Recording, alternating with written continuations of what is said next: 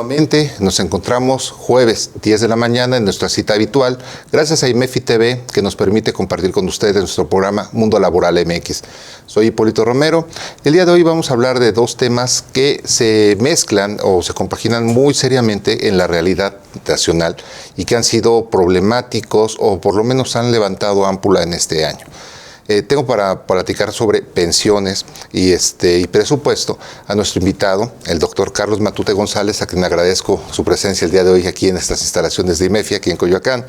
Y déjenme comentarles, para presentar a nuestro invitado, que él fue servidor público por más de 30 años, prestando sus servicios en los poderes ejecutivo, legislativo y judicial, teniendo, entre otros cargos, para relacionarlo con la materia, como magistrado del Tribunal Federal de Conciliación y Arbitraje, entre otros cargos. Dentro de sus estudios, cabe señalar que él es doctor en Derecho por la Universidad Panamericana, maestro en Derecho por la Universidad Nacional Autónoma de México, licenciado en Derecho por la Universidad Iberoamericana y en Administración Pública por el Colegio de México. Es un escritor prolífico, déjenme decirles, adelanto una primicia, nada más lo voy a enseñar, porque vamos a tener una invitación muy especial con relación a este trabajo que realizó, muy serio por cierto. Y además de tiene mucha experiencia con relación al derecho administrativo y la gestión pública, teniendo varias publicaciones que nos hablan sobre el régimen laboral del servicio público. Actualmente es socio director de Consultores Sideris, está dedicada especialmente a temas de gestión pública, seguridad social, obras de adquisiciones públicas, así como responsabilidades administrativas y derecho burocrático. Cabe señalar que también reconocerán el nombre porque él es un articulista prolífico, tanto en el periódico El Universal, así como en el periódico La Crónica de Hoy. Carlos Matute, bienvenido a este programa. Gracias, Hipólito, gracias, amigo, por invitarme a este programa que cada vez es más popular y más visto por personas que están interesadas en los temas laborales, fiscales y pensiones. Muchísimas gracias, que es un tema realmente importante porque muchas veces pensamos, y quiero si me lo permites, vincular este inicio con lo nuestro, el derecho laboral en términos generales, y tal vez hay que derribar algunos aspectos. El artículo 2 nos habla del trabajo digno. Yo quisiera pensar que una persona en México, después de una vida laboral, va a tener derecho a una pensión digna.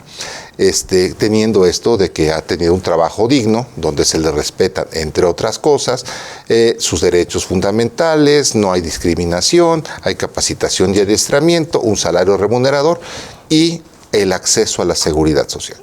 Pero tengo mis dudas sobre si esa seguridad social es suficiente, porque de alguna manera parte de ella se financia con recursos del gobierno.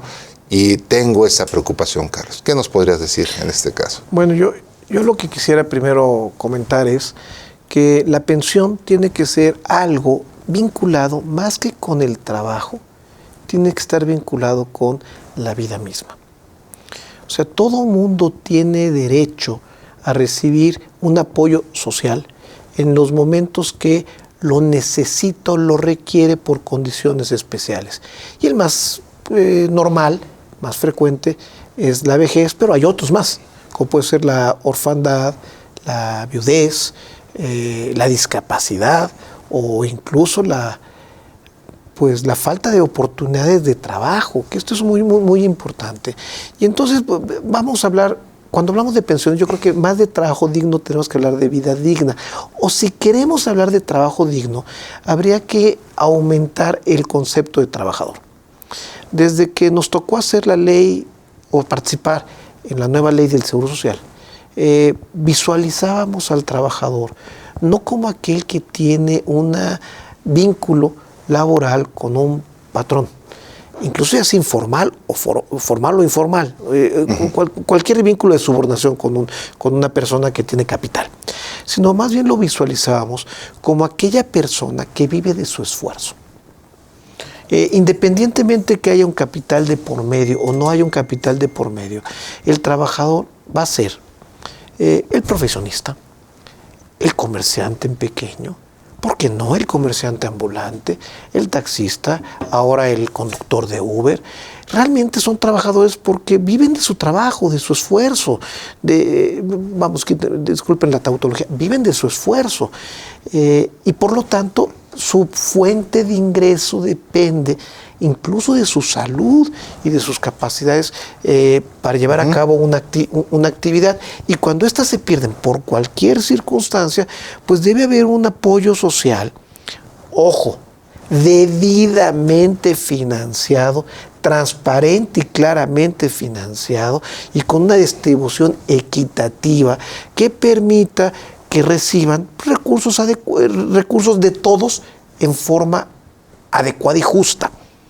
Porque solamente extender esta idea a un gasto social desarticulado, asistencial, clientelista y político, conduce a la tragedia que estamos viviendo hoy. Y le llamo tragedia por las cifras que vamos a ver y por el futuro que espera a los jóvenes, que eso es lo más preocupante. De hecho, se comentaba ayer, leía un artículo sobre que estamos ya con la pirámide poblacional teniendo modificaciones significativas, y eventualmente dentro de 30 años estaremos hablando del envejecimiento de la población mexicana. Estos jóvenes que hoy están en 16, 17 años tendrán más o menos 50 años dentro de 30 años y estarán pensando eventualmente qué voy a hacer cuando ya no pueda trabajar en esta concepción de vida digna. Lo ideal sería trabajar en esta construcción, pero la verdad es que esto no se hace de un día para otro. Esto necesita un impulso, como dices, articulado, necesario, y creo que no estamos en esa situación en este momento. Qué bueno que lo comentas tú, porque las pensiones no se pueden pensar anualmente. Las pensiones se tienen que pensar en ciclos de 30 o 40 años. Y uno de los grandes efectos de los gobiernos, incluido y yo diría más aún es pensar que las pensiones es un asunto de popularidad o un asunto de efecto inmediato en el ingreso de las personas. Y eso es un pensamiento equivocado que cuesta mucho a las sociedades. Y si algunos, al criticar a los últimos 30 años, dicen que vendieron al país, lo que se está haciendo en tema de pensiones es, no quiero emplear la palabra hipotecarlo, empeñar a la juventud en un pago insostenible en los próximos 30 años. Y eso es muy grave. Voy a utilizar una frase de un buen amigo en la que dice: estamos condenando a nuestras jóvenes a cargar un gasto pensionario insostenible en los próximos 30 años. Y esa es la reforma del año pasado. Un incremento irracional del gasto en pensiones que nos puede conducir a que el 50-60% del presupuesto en los próximos años se vaya al pago de pensiones.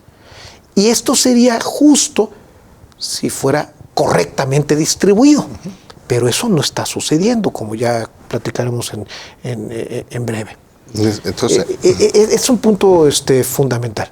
Sí, más gasto en pensiones, sí, ciertamente, pero en dos condiciones.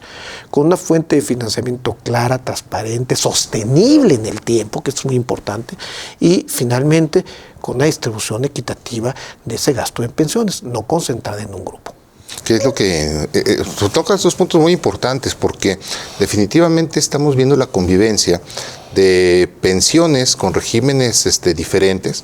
Tenemos la situación, como bien lo comentábamos en algún momento, sobre las pensiones que derivan de la ley del seguro social, las que derivan también del propio ISSSTE, regímenes específicos derivados, por ejemplo, del ISFAM, empresas productivas del Estado, y más los esquemas privados.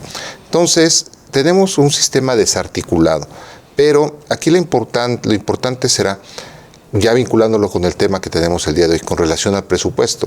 Nos hablas de un 60% de presupuesto sostenible en el tiempo. En este momento, considerando la reforma del año pasado, que en principio nos aumentaron la edad mínima de jubilación, después la bajaron, hablaron de una universalidad de pago de pensiones, y actualmente el gasto público en este concepto, ¿cómo cuánto viene ascendiendo, Carlos, para proyecciones del próximo año? Para nuestros amigos que poco conocen del tema, o que aunque conocen del tema, a veces no conocen las cifras, que es también importante señalarlo, hay dos tipos de pensiones. La pensión que vamos a llamarle contributiva, y es aquella, y esto es importante sostenerlo, en la que se va generando un ahorro previsional para que con este ahorro se pueda financiar, si no la totalidad, parte de la pensión para efectos de disminuir la carga social. Y generalmente las cargas sociales se dan vía presupuestal. Es un punto. Entonces, la pregunta es cómo generamos un esquema de ahorro, de ahorro a través de una contribución para que parte o la totalidad de la pensión se pague con esa aportación. Entonces, llamémosle pensiones contributivas. Y luego ya vemos las pensiones no contributivas. Y estas pensiones no contributivas son aquellas que por alguna circunstancia no se generó el ahorro para llevar a cabo este pago de una pensión en cualquiera de las circunstancias de las que estamos comentando. Y entonces, al no haber ahorro, tengo que recurrir al dinero de todos, que es el presupuesto, para pagar este apoyo económico básico, un mínimo vital a gente que se encuentra generalmente en condiciones de mucha desequilibrio, de mucha necesidad económica. Claro. Y los ejemplos pueden ser vastos en un país donde el 50% está en nivel de pobreza. Entonces, la pregunta es, ¿cómo logramos que una economía productiva y competitiva logre hacer transferencias justas y adecuadas a este grupo de personas que por alguna circunstancia no pueden contribuir como quisieran a la productividad del país?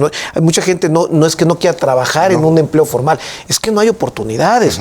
Y a veces no es que no quiera trabajar informalmente, es que simplemente no puede. Y por circunstancias reales o imaginadas, pero ahí están las circunstancias que los impiden, les impide trabajar. Entonces, tenemos dos núcleos diferenciados. Lamentablemente, en nuestro país, entre el 30 y 37%, dependiendo del momento, está en la formalidad.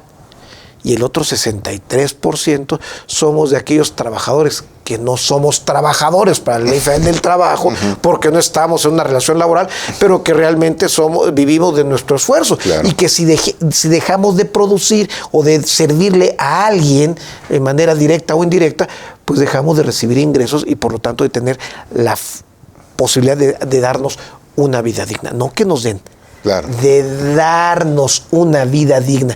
Y esto es muy importante. ¿Por qué? Porque la pensión se ve como algo que nos tienen que dar gratuitamente. No. Es algo al que tenemos derecho porque nosotros tuvimos en su momento la oportunidad de contribuir a la riqueza colectiva. También, y los puntos, y también hay que señalarlo aquí, hay un porcentaje de la población que existe, que nunca hace nada por los demás y siempre quiere recibir de los demás.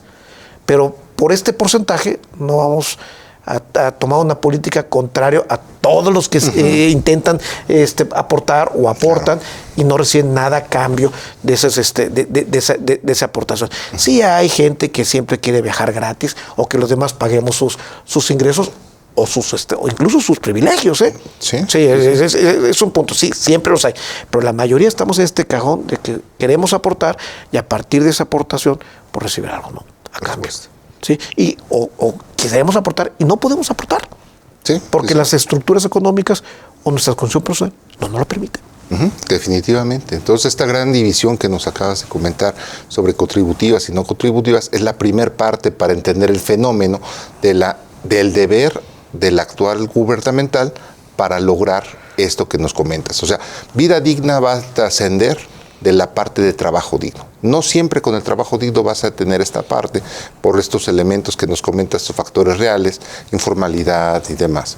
Entonces, para lograr una vida digna después de una actividad productiva, entre otros factores de pensión, ¿qué ha hecho el gobierno entonces por nosotros? A ver, mira, entonces ahí es donde ya viene el presupuesto. A ver, todo discurso que suene bonito a los oídos y que ustedes digan, qué padre, qué gobierno tan empático tengo con los pobres, porque piensa en ellos y está viendo cómo aumento el monto jubilatorio y cómo disminuyo la edad y hace actos, grandes reformas pensionarias. pues se refleja en el dinero. A ver, y todo ese discurso a favor de los pobres, ¿dónde está? En el presupuesto. Y entonces, veamos el presupuesto. Perfecto. 1.4 billones de pesos se dedica al pago de pensiones. ¿Y qué significa esto? 5.1 de Producto Interno Bruto. De todo lo que producimos, los mexicanos, el 5.1% se va en 95% a personas mayores de 60 a 65 años. En algunos casos mayores de 45 años, ¿eh? Sí. ¡Ojo! Sí. ¡Ojo! Es un punto muy importante. Es decir, el 20% del presupuesto, de todo lo que contribuimos para el presupuesto, se ve en el pago de pensiones. Okay. Bueno, entonces como todos contribuimos al presupuesto, recibimos una parte equilibrada, proporcional, y pues sucede que no. Porque sucede que 1.2 billones se va al 35% de la población, es decir, a los que trabajan formalmente. Y el 200,000 millones pues se va a las no contributivas, a los que no trabajan formalmente. ¡Ojo! A los que trabajaron durante 30 años o durante 20 años en el IMSS, por ejemplo, y no están en el periodo de conservación de derechos y no tienen derecho a recibir una pensión. Trabajaron de los 20 a los 45 años, no están en el periodo de conservación de derechos, llegan a los 60 años y le dicen: qué bueno que usted fue muy solidario con los demás, pero usted no tiene derecho a una pensión contributiva.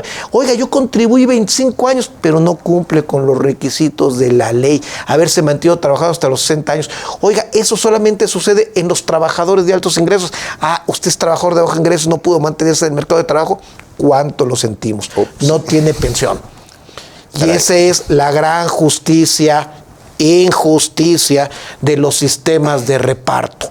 Beneficia a los trabajadores de altos ingresos que logran, o de estabilidad laboral, que logran mantenerse en la formalidad durante mucho tiempo, pero sobre todo al final de su vida productiva. Y eso es muy extraño en trabajadores de bajos ingresos. Totalmente de acuerdo. Carlos, llega el momento de nuestro primer corte. De que estamos entrando ya en la maquinaria y esto es bueno para que continúen nuestros invitados en unos momentos más con la segunda parte del segmento, porque se está poniendo bueno. No se vayan, 2 minutos y regresamos con ustedes. Muchas gracias. Regresamos ya con nuestro invitado. Nuestro cierre del primer segmento estuvo ya viéndose algunos aspectos significativos, donde empezamos con una danza de números. Nos hablamos de miles de millones de pesos, y cuando lo traducimos en porcentajes reales, vemos que son cantidades que, si bien tienen una relevancia significativa, tenemos que no pasan del 10 al 20% con relación al presupuesto, y me preocupa, Carlos. Independientemente de que tenemos ya un proceso llamémosle, de crecimiento de la edad de población de la población mexicana, pues el pastel cada vez requiere más rebanadas y nos parece que nos va a tocar de a menos. Y entramos dentro de los conflictos donde podemos hablar, por ejemplo, de esta idea de hacer crecer nuestra pensión, eventualmente ya al final de esta vida. No me quiero referir a las otras todavía, de la de orfandad, de viudez y demás, sino esta parte que tiene impacto real en los trabajadores con las aportaciones voluntarias. ¿Sigue siendo conveniente, Carlos, entonces tener bajo esta idea de una pensión contributiva, participar más para hacerla más atractiva? No lo sé. Es que lo que tú planteas es muy interesante. Primero ya planteas claramente 2 distinciones. No es lo mismo darle un trato a las pensiones de viudez, orfandad, incapacidad, que esas son eventualidades que pueden suceder en la vida, y para eso podemos hacer un ahorro.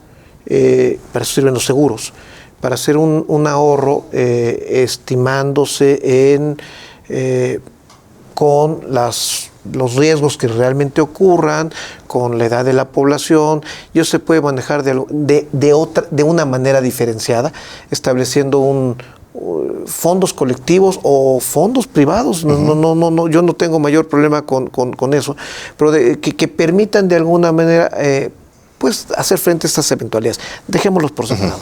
Claro. Ahorita concentrémonos en lo que es el retiro, porque el retiro no es algo eventual.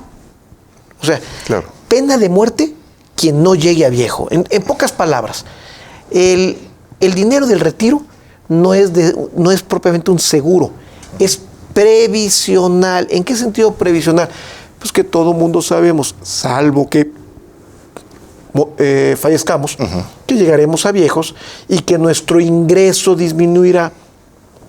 Cuando se trata de personas con capacidades o competencias altas, pues disminuirá a los 50, 60 años. Cuando se trata de personas que viven de su esfuerzo físico, pues su ingreso disminuirá a los 40. O sea, es un punto fundamental. Para un trabajador manual, encontrar un trabajo formal a los 40 años es lo que le sigue de complicado, porque ya hay un proceso de desplazamiento de mano de obra joven a las personas de 40, 45 años o más. Y entonces es muy difícil que lleguen cotizando a los 60 años, de lo que decíamos. Sí. Y esto es mucho más agresivo con las mujeres. Sí. O sea, el sistema de reparto es agresivo con los trabajadores de bajo ingreso, y dentro de los trabajadores de bajo ingreso es mucho más agresivo con las mujeres. Entonces, aquí el que defiende el sistema de reparto, híjole, habría que estarle pensando 3 veces a quién está defendiendo. Y entonces viene con lo que tú dices. Entonces, hay que hacer un ahorro previsional como sociedad, ¿no? Y ¿qué pasó en los últimos años? Bueno, pues, de este apoyo que hacemos a la falta de ahorro previsional que hicimos en el sistema de cuentas individuales y que no hicimos en el sistema de reparto, esto es muy importante. Sí, claro, tenemos un hueco. Tenemos un hueco. El ahorro faltante en el sistema de reparto de la ley del 73 lo estamos pagando con el presupuesto actual. Presupuesto de egresos. Los jóvenes de ahorita están cubriendo el sistema de reparto fracasado de la ley del 73. Y entonces me dirás, oye, a comentar el presupuesto de egresos para las pensiones. Sí, pero en una forma justa, equitativa y financiada. Sí. O sea, correctamente financiada. ¿Por qué voy a sacar dinero de todos, de educación y salud, para ponerlo en pensiones, con lo que estoy castigando a los niños y a los jóvenes? Por supuesto. Sí. Cada vez que aumento un punto en pensiones, estoy apoyando a una generación, y cada vez que aumento un punto en pensiones, dejo de dar salud y educación. Y entonces, fíjate, el gran reto es cómo hacemos presupuestos intergeneracionales. Claro. Bueno, y dirán aquí en las empresas, ¿y a mí qué? ¿Es un problema del gobierno? Sí, ¿a mí qué? Yo tengo mi planta laboral. No es tan sencillo. Porque su planta laboral también envejece. Exacto. Va generando pasivos laborales. Y esos pasivos laborales eventualmente se van a actualizar. Y cuando se actualizan, pues pueden acabar con las ganancias de la capitalización de una empresa. Por supuesto. Si no se van previendo esquemas privados de retiro que permita a las empresas dar un retiro digno a sus trabajadores, por 2 razones. Porque es de justicia humana, ¿sí? Sí, claro. Porque es de cuestión económica proteger su propio patrimonio, y porque es motivacional para el trabajador que quede en la empresa. Si a mí me van a tratar igual cuando tenga 45, 50 años, la productividad de la empresa va a disminuir, porque esto se conoce. Sí. Esto es de lo que le platican los trabajadores. No platican de las finanzas, de la casa de bolsa, de la Fórmula 1. No, platican de cómo van a garantizar su vejez después del trabajo. De eso están platicando. Sí. Lo empiezan a platicar con mayor fuerza a los 40 años y casi no les importa a los 20. Pero conforme van viendo lo que pasa con los trabajadores viejos, el clásico octavo axioma del derecho público mexicano. Si ves las barbas de tu vecino cortar, pon las tuyas a remojar. Sí, ¿no? Y entonces empieza a generar prácticas no leales a la empresa, porque la empresa no es leal con sus trabajadores, ¿no? Porque no está haciendo un guardadito, una reserva, un plan de pensiones privado que le permita darle un adicional a lo que puede obtener del sistema público. No es un asunto al que puedan estar ajenas las empresas. Esto es un punto importante. Sí, claro. Y luego, cuando ves la estructura de pago de pensiones, realmente te espantas. Sí, da miedo, definitivamente. 47,000 pesos promedio en CFE y Pemex, que debemos seguir fortaleciendo y haciendo transferencias de presupuesto, Dios santo, frente a los 2,000 pesos de pensión no contributiva. Es correcto, justo, seguir tratando de rescatar una empresa cuyo gasto operativo, un gasto operativo significativo, son el pago de pensiones. Sí. ¿Es justo? ¿O ese dinero mejor tendríamos que ponerlo en salud, en educación, en mejorar las pensiones no contributivas? Es una pregunta que hago así directamente. Sí. Del dinero que le hemos transferido en los últimos 3 años a rescatar este sector energético, ¿cuánto se ha ido en estas pensiones? No diríamos privilegiadas, mucho más altas que las pensiones normales. Sí, así dejemos. Vamos a otro ejemplo. El trabajador que cotiza al IMSS recibe en promedio una pensión de 5 o 6 mil pesos. El trabajador del IMSS recibe en promedio una pensión de 20 y tantos mil pesos. Oiga, es que las AFORES me cobran una comisión. Pues la comisión del IMSS está ahí, ¿eh? Sí. En que el trabajador que te vigila tu pensión y tu salud cobra 20 y tantos mil pesos de pensión, y tú que le pagas cobras una de 5 o 6 mil. Si esa no es una comisión, no es un gasto, ¿qué es? Claro. Claro, no le pueden comisión mercantil. Entonces hay que ser muy cuidadosos cuando empezamos a ver gastos y costos. Y ese es el problema. El problema es que la estructura de gasto en pensión se aumenta en estas condiciones, perjudica a los demás bajo ingreso. Efectivamente. Vámonos entonces a lo concreto, para no decir, habla de puras, está en los cerros de Úbeda, Matute. No. Matute no se baja en los cerros de Úbeda. Vamos a lo concreto. A ver. ¿Cómo puedes mejorar el sistema de pensiones? Esa es la pregunta. Primero, pensando a largo plazo. Claro. Segundo, desvinculándolo de la relación laboral. Es decir, ¿cómo le hacemos para financiar un sistema universal de pensiones en el que todo mundo reciba un mínimo a los 65 años, pero un mínimo que sea digno, claro. ¿no? O sea, estamos hablando de un mínimo digno, claro. Ojo, con una fuente de financiamiento clara y con una proyección demográfica que garantice a los jóvenes, a los actuales jóvenes, que cuando ellos tengan los 60 años en 2050 van a recibir un equivalente y que va a ser sostenible, porque ahorita pues, ellos aportan y en los años 50, dentro de los años, en 2050, le van a decir el segundo adagio del derecho público mexicano: lástima, Margarito. Sí. Que es parte del tercero. Gracias por participar. Sí. O sea, participaron contribuyendo y cuando les toca a ellos, no hay.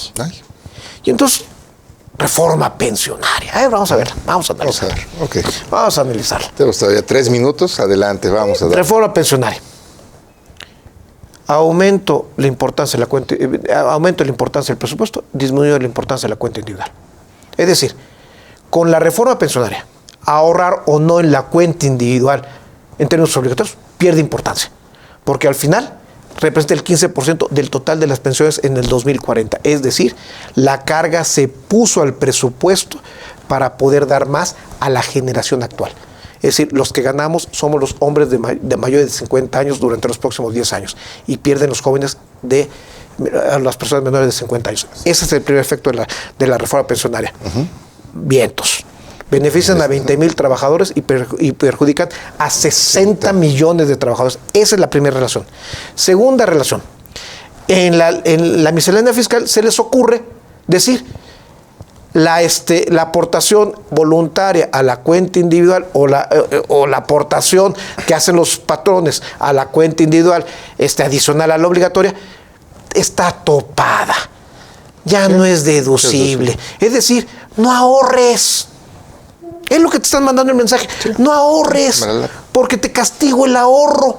Si ahorras, ya no tienes los beneficios de la deducibilidad, porque la deducibilidad es cuestión de conservadores y fifís. En pocas palabras. Sí. Entonces, pues desalientas el ahorro de largo plazo que está vinculado con la deducibilidad. ¿Por qué? Pues porque hay una visión miope. Que el trabajador ahorre voluntariamente, pues disminuye la carga fiscal del Estado en el mediano largo plazo. Pero aquí nada más están pensando en el corto plazo. Claro. Y la otra, la subcontratación. A ver, siguen pensando solamente en que la solución es la formalización del trabajo. No, señores. La solución es la flexibilización del trabajo, disminuir el costo de la mano de obra para que aumente el trabajo y aumentar los ingresos para hacer una vida digna, no solamente un trabajo digno, de otra manera. Okay. Y entonces, mientras no desvincules la seguridad social de la nómina, vas a tener el fenómeno de la informalidad creciendo y la evasión y la subdeclaración como deporte nacional, porque es una cuestión estructural. Sí. Y ojo, el que pone el ejemplo en esto es el gobierno federal, donde el bono lo paga como compensación y no cubre cuotas sobre patronales y le paga un salario básico. Es decir, lo que es un delito y condenable para los patrones y meritorio de cárcel, es una práctica reconocida en la ley del ISSSTE. Se reconoce. Punto número 1. Cambiemos el sistema de fondo. Una universidad financiable. Punto número 2. Desvinculemos el pago de la seguridad social de la nómina y fomentemos el ahorro. Punto número 3. Dejemos de pensar que la solución al problema laboral es volver a la solución de los años 50, 60. Hay que dar soluciones novedosas que generen trabajo para los jóvenes, que es la mayoría de este país y que es lo que están exigiendo. No exigen ayuda asistencial, exigen trabajo y oportunidad de darse una vida digna ellos y después de que hayan contribuido, tengan el derecho a recibir por su contribución de los demás. Excelente, Carlos. Muchísimas gracias por estos puntos que nos acabas de comentar y déjame, por ser tan claro en los mismos, y déjeme comentarles que estos puntos también son tocados dentro de esta publicación que como primicia estamos comentando, la crisis no superadas de la seguridad social, donde haremos la presentación dentro de muy poco tiempo. Carlos, te agradezco mucho tu presencia. Ya hemos llegado al final de nuestro programa. Esperemos que verte aquí más seguido, más constantemente. Esta es tu casa, Mundo Laboral MX, en el espacio que tenemos para IMEFI TV, que también es el de todos ustedes. Nos vemos el próximo jueves, 10 de la mañana. Muchísimas gracias por estar con nosotros. Gracias, amigo. Gracias por la invitación. Gracias.